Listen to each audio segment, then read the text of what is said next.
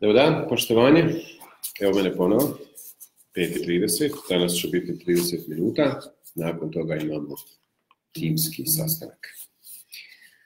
Postoje pitanja koja su postavljena prošli puta, na njih nismo stigli odgovoriti.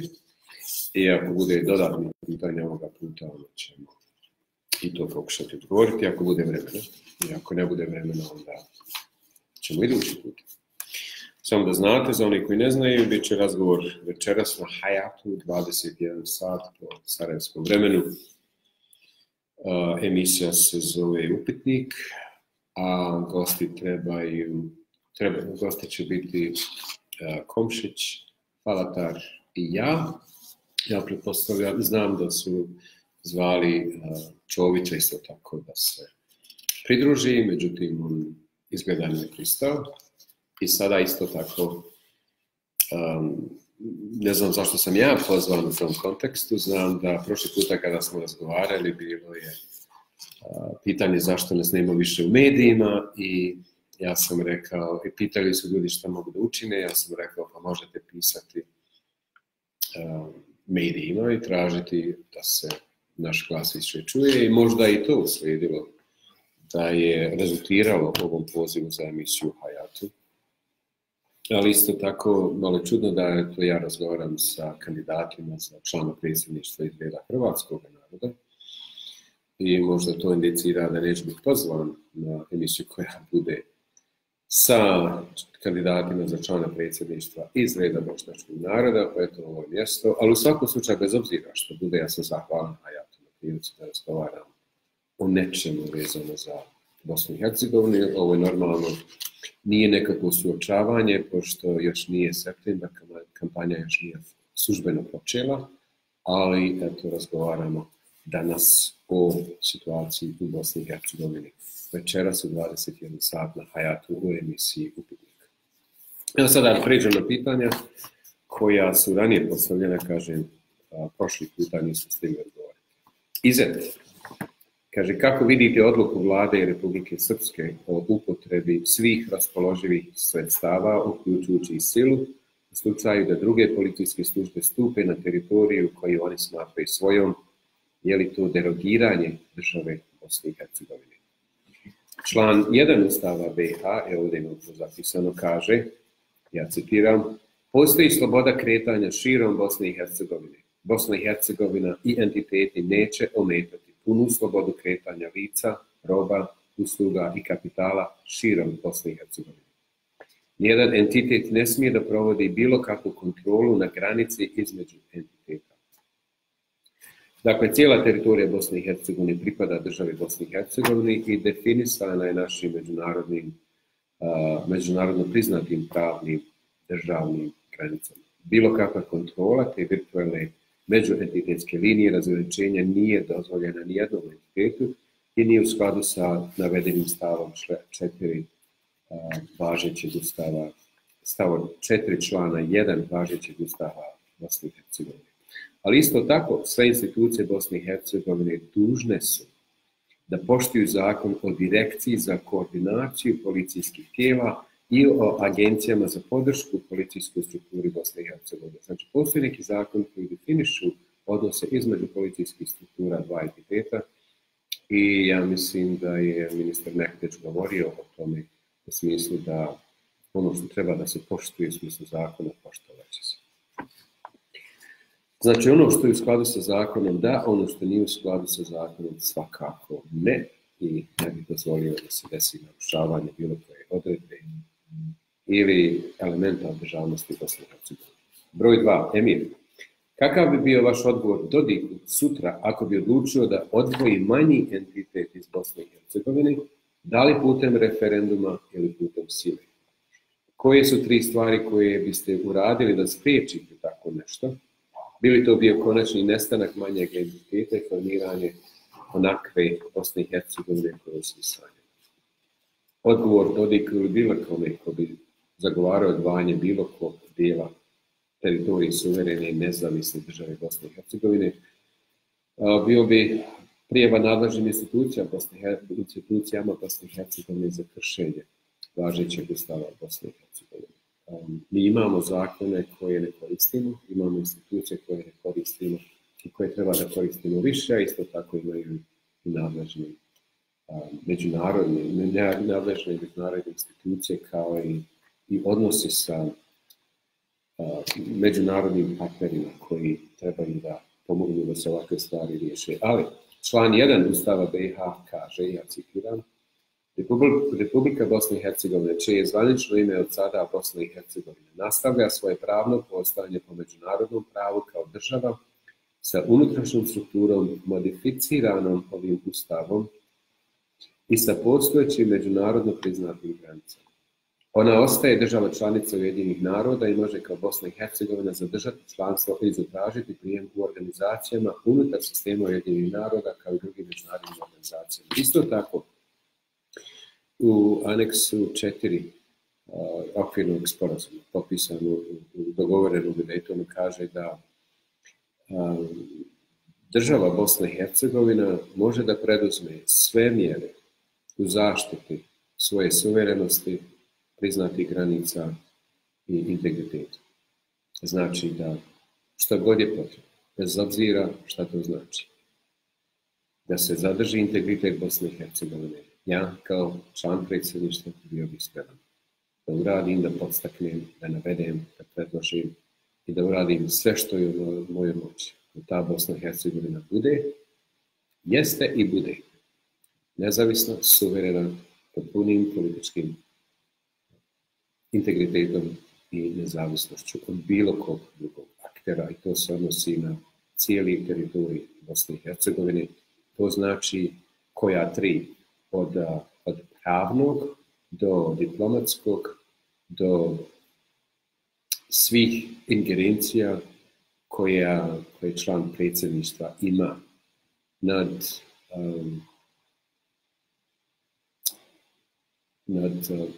oružanim snagama Bosne i Hercegovine. To su ne stvari koje mogu i trebaju da budu dio ovoga o čemu govorim. Međutim, sigurno nije tačno da će se ovakve stvari desiti olako, preko noći. To je nešto o čemu treba razmišljati, razgovarati, dogovarati i raditi sve što je u interesu Bosne i Hercegovine da se ona ekonomski ojača, kako nikada to ne bi bilo u interesu bilo kog dijela Bosne i Hercegovine da se desi. Jer bi izgubili ono što su imali, a ne bi dobili ništa bolje. Pitanje 3. Amir, da li se nadate da će birači iz hrvatskog naroda glasati za vas? Ja se zaista nadam da će ljudi, glasači iz sva 3 naroda i ostalih, da će glasati za ovakve promjene. Radi se o promjeni svijesti, radi se o prihvatanju odgovornosti svih nas za sudbinu Bosne i Hercegovine, za budućnost Bosne i Hercegovine. Ono o čemu mi govorimo je građanska država Bosne i Hercegovine, država svih građana koji imaju ista prava na cijeloj teritoriji Bosne i Hercegovine. To je nešto što svi trebaju, ka čemu svi trebaju da stremi. To je nešto što odgovara svim narodima i narodnostima. I mislim da ja sa pravom računam na glasove iz federacije normalno, svih naroda i narodnosti. I zaista bih bio iznenađen da se to ne desi, jer kad razgovaram svakodnevno sa ljudima sa kojima ja razgovaram, bez obzira ko su oni, Bošnjaci, Srbi, Hrvati i ostali, u ogromnoj većini oni smatraju sebe Bosancima. Ja mislim da je to grupa ljudi i glasačko tijelo na koje ja zaista računam. Mela, hoćete li zahtijevati da se u hitnoj proceduri donese zakon koji će sankcionisati nepotizam? Čini mi se da je u Francuskoj to donešeno nedavno, da se kažnjava sa 3 godine zatvora kada neko zaposli nekoga na neko mjesto sa kojim je vezan na neki način, bez toga da je ta osoba najsposobnija za taj posao. I ja sutra bih potpisao ili inicirao ili podržao takav isti zakon u ovom području, ili ako nešto bi trebalo bolje od toga, ja bih rado to uradio, ali u svakom slučaju sam i dušom i srcem za ovakav jedan zakon. Gordana, djeca s poteškoćama u razvoju, kako poboljšati njihov status i posvetiti im više pažnje? Tačno je da država ne posvećuje im dovoljno pažnje. Isto tako tačno je da mnogo država u svijetu ima malo problema sa ovakvim stvarima. To su ljudi, djeca, ljudi koji zaista trebamo podržati, koji su u takvom stanju ne zbog svoje neke volje, nego što im je priroda dodijelila takav status, ali mogu biti izuzetno produktivni, u nečemu imaju neke sposobnosti koje su bolje od sposobnosti drugih ljudi, koji obavljaju redovne funkcije u društvu. I društvo mora da se posveti njima. Sada na koji način? To je pogotovo teško u državama koje ekonomski nisu jake, koje nemaju dovoljno budžeta ili ne prioritiziraju stvari tako kako trebaju da prioritiziraju da bi se takvi ti elementi članovi našeg društva zaštitili. Znam da je u mnogim državama zapada neprofitne organizacije preuzimaju dobar dio odgovornosti i za naučno istraživanje vezane za takve situacije, a isto tako za obrazovanje, za edukaciju i za pokušaj normalizacije funkcionisanja u društvu osoba koje imaju takvu situaciju. Da li država treba da uradi više svakodnevno? Mislim da mi nemamo planove i programe koji su saglašeni. Mislim da nemamo programe koji pomažu roditeljima da se lakše suočavaju sa ovakvim slučajevima. A isto tako mislim da se mnogo očekuje od nastavnika koji nemaju dovoljno resursa da se bave ovim problemom.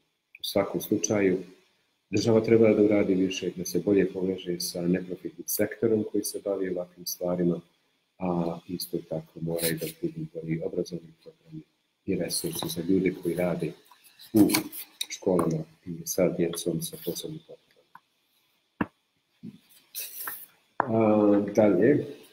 Hari, hoćete li se pokušati zauzeti da se državama poput Njemačke i Austrije, da sa državama poput Njemačke i Austrije imamo dvojno državljanstvo?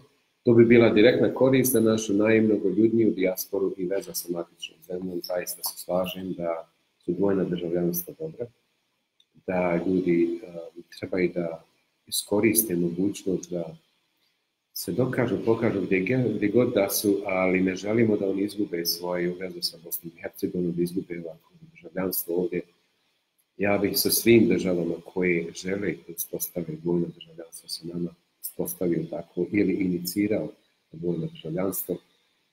Znam da ovdje u dokumenti koji ima piše da sa Švedskom, Srbijom i Hrvatskom takva situacija postoji, ali ne sa drugima. Čini se da i Sjedinjene Američke Države su potpisale da takav ugovor postoji, ali evo kažem da bi se zalagao da sa svakom državom koja bi željela da postoji sa Bosnom i Hercegovinom, ja bi želio da se takav status uspostavi. Ekrem, kako planirate veliku većinu Srba i Hrvata ubijediti u građansko državno uređenje? Da li smatrate da je neophodno blokirati ogroman uvoz vode i drugih ovdje dostupnih resursa? Da li ste spremni do kraja reagovati na eksploataciju Buškog jezera od strane Republike Hrvatske? Znači šta, ja zaista mislim da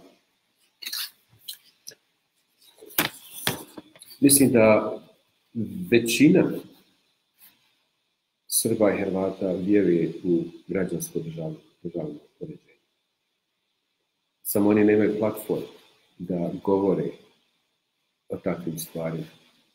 To nije popularno.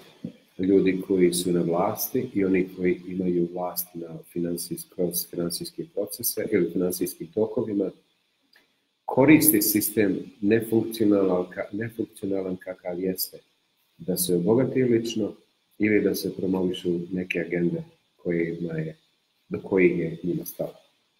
Ali mislim da je većina Srba, Hrvata, Bošnjaka i ostali za jednu normalnu građansku državu. Sada, kako doći do toga da takvi ljudi imaju priliku da o tome govore, da imaju platformu kroz koju će se izraziti, to je jedan od razloga zašto mi imamo ovakav pokret. Nastojimo da se platforma za progres, da preraste u pokret. I to koju zaista mislimo da će se desiti, koja će biti multinacionalna, multikulturalna i da će ona reprezentovati zaista tu Bosnu i Hercegovinu koja je uvijek bila, koja je uvijek preživljavala i koja će uvijek preživjeti sve teškoće i vremenom biti sve bolja i bolja. Evo, samo da vam kažem jednu stvar, kad ste već pitali o resursima, o uvozu vode. Baš sam danas razgovarao sa osobom koja je prije nekih 12 godina pokrenula pitanje kupovanja bosanskog i bosansko-hercegovačkih proizvoda. I jednu interesantnu statistiku sam čuo da mi godišnje imamo negdje oko, čini se, da li je 5 ili 8 milijardi, čini se 8 milijardi minusa, znači uvozimo više nego što izvozimo. Od te sume, 2 milijarde se odnose na hranu. Hranu koju mi možemo proizvesti ovdje, i tu je uključena i voda. 2 milijarde godišnje mi platimo da bi se hrana uvezla.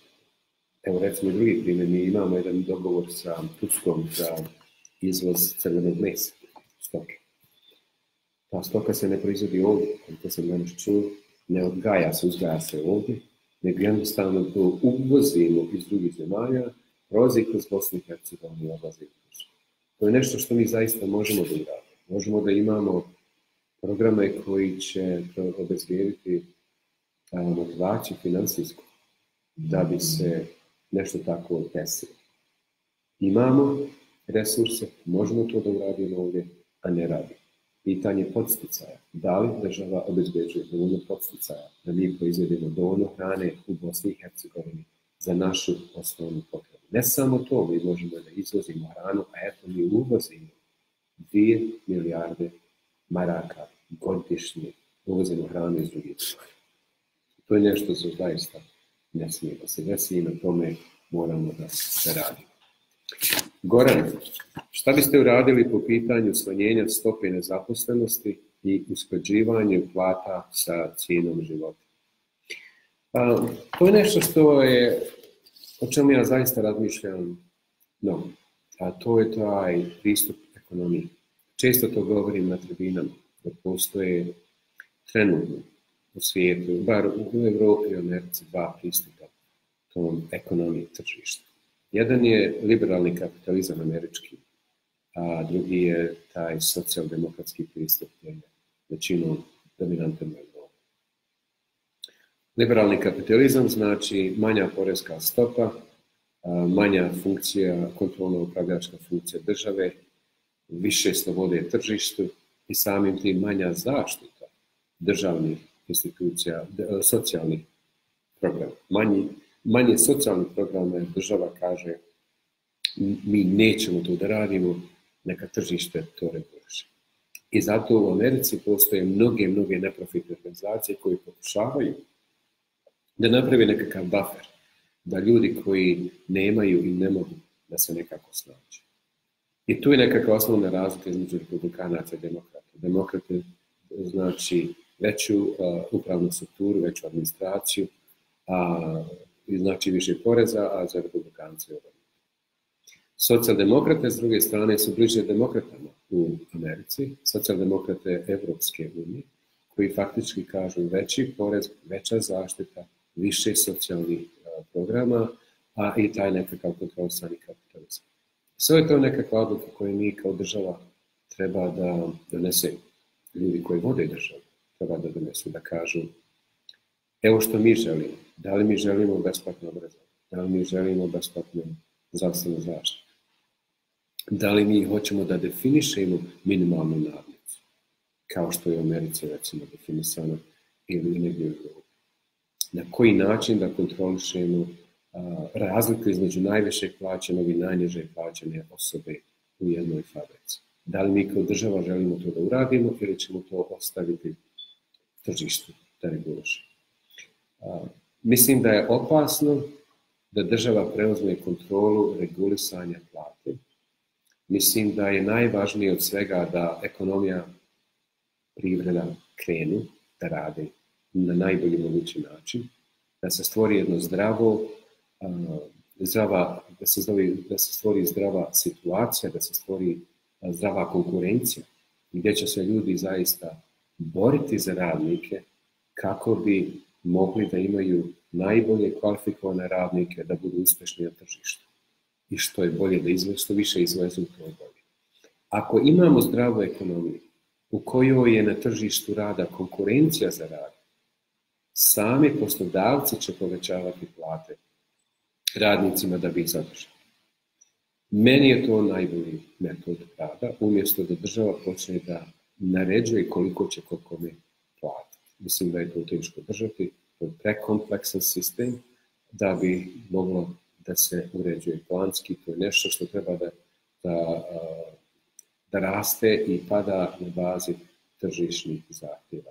Ni poslodavce mi ne možemo poslodavcima nametnuti koliko će oni plaćati radnicima ako i to dovede u nekakav minus.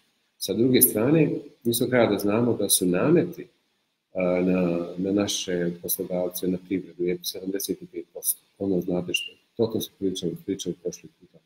Nameti za obrazovanje, za penzijonu, za penzijonu, za zdravstveno, što ja znam. 75% što je najviše u regionu. I oni kažu zaista, ako bi se to bar smanjilo, ne mora na 20% kako je negdje recimo u Makedoniji, nego neka bude slično Hrvatskoj, Srbiji, negdje 40 i nešto posto. Mi sada imamo 30% razlike gdje mi možemo sad uzeti to, umjesto da dajemo državi, da damo radnicima kao povećanu platu. Sada, u tom kontekstu, znači radnici bi imali veću platu, sa većom platom imaju bi veću sposobnost da kupuju stvari, što više kupuju, to privreda bolje raste, više raste. Takve stvari nešto što moramo da uradimo. I sa druge strane, država zaista mora da se pobrine za prava radnika.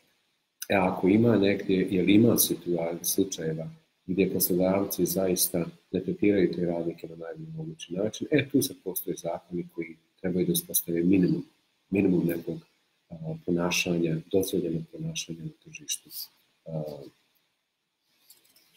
radne snage. Šta biste... To je to. Ismir, postoji li mogućnost da se ukinu kantoni, samim tim smanji administracija federacije i time poveća njen budžet? Ovdje postoje dva odgovora. Jedan je ono što bi ja zaista želio. A to je, mislim da je zaista, ja ne vidim razlog za postojanje kantona. Ja znam da je to uvedeno zbog političke, čini se da je rezultat, da su kantoni rezultat hrvatskog straha da bi bili dominirani od strane Bošnjaka u područjima gdje su oni većinski, da bi oni imali dio teritorije gdje bi imali mogli stvariti svoja prava. Međutim, ja ne vidim razloga da se to ne može desiti na nivou opština. Isto tako, ako se Hrvati u većini u nekoj opštini imat će više vijećnika, znači imat će više utjecaja na političku i društvenu organizaciju života na tim opštinama. Mislim da kantoni donose nepotrebnu administraciju, da fragmentuju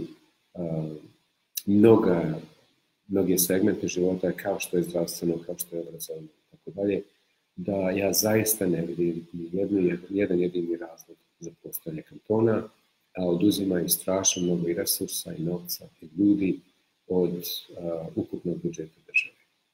Sa druge strane, na koji način se to može urediti, na koji način se kantoni mogu ukinuti, to je jedino dogovor. Jedino oba doma parlamenta Federacije Bosne i Hercegovine bi trebala da se izraze, da se očituju o tom prijedlogu i da donese stvari prijedlog na koji način i to treba sve da se uredi. To je nešto što mora da se desi dogovorom i da mora da prođe kroz oba doba parlamenta Federacije Bosne i Hercegovine i to je način na koji bi se to moglo da se desi. Ja kažem da bi ja uvijek bio za to i spreman sam da budem jedan od osoba koja će doprinijeti dijalogu koji će voditi ka tome. Safet i Almira, šta mislite o Agrokomercu u Velikoj Kladuši? Znate šta, to je treba utvrditi vlasništvo, dugove, potraživanja dioničara, radnika, riješiti pitanje imovine u inostranstvu, BiH. Ja znam da je, i dok sam prije rata, dok sam bio i ja u Jugoslaviji i Bosni i Hercegovini, da je Agrokomer bio izvanredna velika uspješna ekonomska priča koja je dala život cijelom tom regionu, da je nakon toga bilo nepravilnosti i da je sada pitanje na koji način ono može da se oživi. Može da se oživi, treba da se oživi, ali sada na koji način, to je nešto što stručnjaci koji žele dobro ove države mogli da se dogovore relativno brzo. Pitanje je u ovom kontekstu našeg političkog života gdje svako gleda svoj interes, mnogi ljudi postavljaju kočnice ili vuku kočnice tom procesu da bi eto oni tu našli nešto sebe i mislim da je to jedan od velikih problema. Evo, još jedan je sa ovo novo pitanje. Benjamin Muminović, hoće li ikada u BiH zaživjeti ideja Bosanske narodne stranke koja će okupiti sva tri naroda u jednu stranku i u kojoj će pobjeđivati sve ono što razmišlja bosanski? Da li biste ikada bili član tako organizovane političke stranke u BiH? Ja mislim da govorimo o platformi za progres. Platforma za progres, prva i osnovna stvar je država Bosna i Hercegovina i da bi se to ostvarilo i govorimo o dugoročnim procesima. Mislim da, i ja to govorim na tribinama stalno, da u Bosni i Hercegovini nedostaje bosanska elita, ona koja želi da vrati nazad, da definiše ponovo, da stavi u prvi plan bosansko-hercegovačku naciju. I na osnovu toga potiče sve ostalo. Znači, Bosna i Hercegovina prvo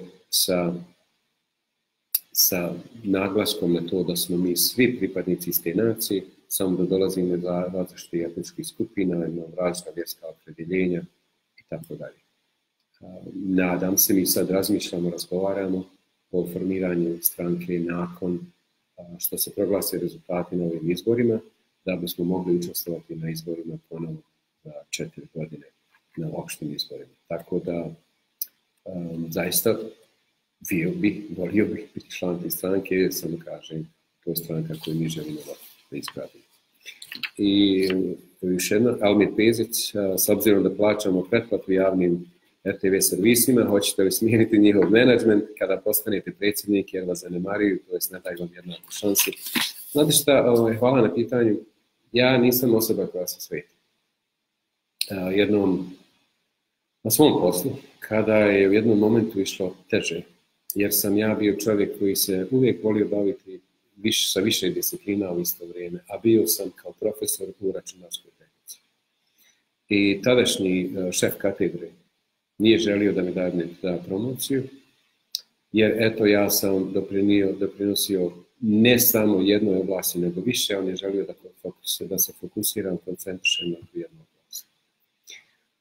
Srećom, instance više od njega, prorektor za nastavu i rektor univerziteta su odlučili da ponude ono što sam ja radio dobro, odlično, i rekli su da ja zaslužujem tu promociju. Godinama nakon toga ja sam postao dekan koleđa. Čovjek taj koji mi nije dao promociju, koji želi u stvari da me se riješi, je došao nazad na univerzitet, jedno vrijeme bi otišao i tražio je da dobije funkciju predavača. Ne profesora, nego predavača, jer je bio u penziji i trebalo mi novca da dobije funkciju predavača. Njega su poslali meni na razgovor, iako je njegov angažman bi bio u jednom od departmana koleđa, znači isto. Ali su ga poslali meni jer su znali istoriju. Šta se desilo ranije, jer nikom to nije bilo jasno. Kad je došao kod mene, došao u kancelariju, čovjek se maltene tresao, onako, bilo mu je teško, stariji je bio od mene.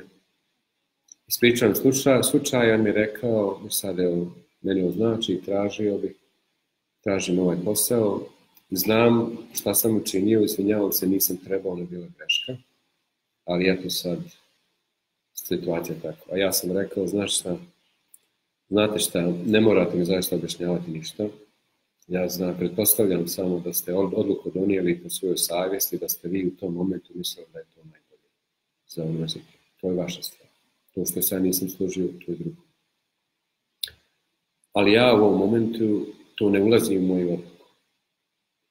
Departman je rekao da im trebate, vi imate sposobnost da obavljate taj posao, ja neću stati između vas i departmana, niti ću prekinuti.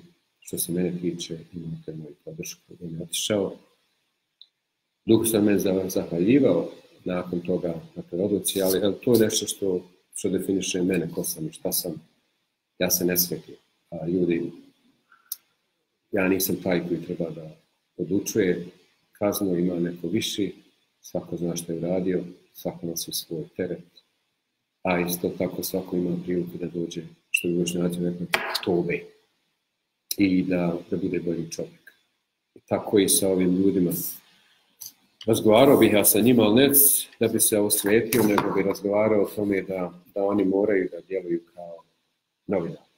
Prvo i prije svega. Da oni moraju da zaštite profesiju. Da je njima istina ta koja im je važnija od svega. I da to bi se molio da se ponašaju. Nisu to znači. Evo posljednje pitanje. Elmedin, gospodine, zašto se kandidirate za predsjednika bošnjačkog naroda? Zašto ne predsjednik svih građana Bosne i Hercegovine? Ja sam rođeni musliman i mislim da je to opasno, jer ćete podijeliti samo Bošnjake, a radikalisti drugih religija će ostati kod svojih. A drugi, normalni pod navodnicima, neće nikoga glasati, neće ni za koga glasati, radije nikom dati glas nego nekom drugom pod navodnicima. Evo zašto? Zato što današnji ustav ne dozvoljava da se neko kandidira za člana, za predsjednika Bosne i Hercegovine, takve funkcije nema. Postoje 3 mjesta iz reda bošnjačkog srpsko-hrvatskog naroda. I jedino čovjek može da to uradi tako što će se deklarisati jedan drugi ili treći. Bilo je ljudi koji su se, bilo je u stvari jedan prijedlog da se ja kandidujem kao iz reda hrvatskog naroda, da bi ja to izazvao neku senzaciju, da bi dobro počeli da vidi kako je ovaj sistem nelogičan. Jeste nelogičan, ali to me samo diskvalifikovalo, kao što je diskvalifikovalo jednog kandidata koji je iz jednog naroda deklarisao se kao kandidat za člana predsjedništva iz drugog naroda, pa ga je Centralna izborna komisija nije mu odobrila kandidaturu. Znači, ja kažem, sada i uvijek sam govorio da ova država mora bude normalna građanska država, da treba da ima jednog predsjednika i da mora imati funkcije i funkcionalnost normalne države. Nadam se da će do toga doći. Ja želim da do toga dovedem iznutra, kroz sistem. Ako čekamo se izvana, sistem sam se neće promijeniti, jedino se može promijeniti iznutra i zato sam ja pristao na ovakvu definiciju, ali sam svuda govorio da želim da budem predsjednik svih građana Bosne i Hercegovine, bez obzira ko oni i gdje bili, i da ću ja nastojati da mislim da će svima biti bolje u takvoj jednoj funkcionalnoj Bosni i Hercegovini koja je dobra, jaka i koja je konkurent na tržištu i ideja i proizvoda cijelog svijeta. Evo još jedna posljednja, izvinjam se, nisam vidio pitanje, Mešat Sprečić. Kako ste rekli, većina građana je za mir i Bosnu, ali njihov glas se ne čuje u javnosti. Da li ćete nastaviti ovakav način, to je demokratizovati javne medije, gdje će izabrani zvaničnici odgovarati svojim biračima, uspostaviti praksu redovnih konferencija za štampu na kojima možete otvarati teme koje će biti važne za većinu građana. Tačno je da ljudi koji žele dobro u ovoj Bosni i Hercegovini, koji su za razgovor, dijalog, koji su konstruktivni, nemaju danas prostora u medijima. Zato što su mediji kontrolisani od strane onih koji žele podjele, jer na tim podjelama grade svoju vlast. Ja ću raditi sve što mogu da ova država bude otvorena za nove ideje, da bude država svih, sa istim pravima.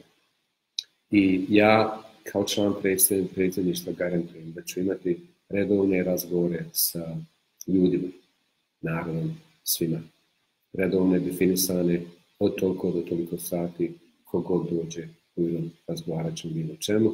a konferencije za štampu će biti svakako redovne. Znači, ne samo konferencije za štampu gdje novinari dođu, nego i razgovor sa ljudima kao i ovo ovdje. Da li će to biti na jednom mjestu ili da bio svima pristupan putem Skype-a, ali eto, vjerojatno je ovako bolje.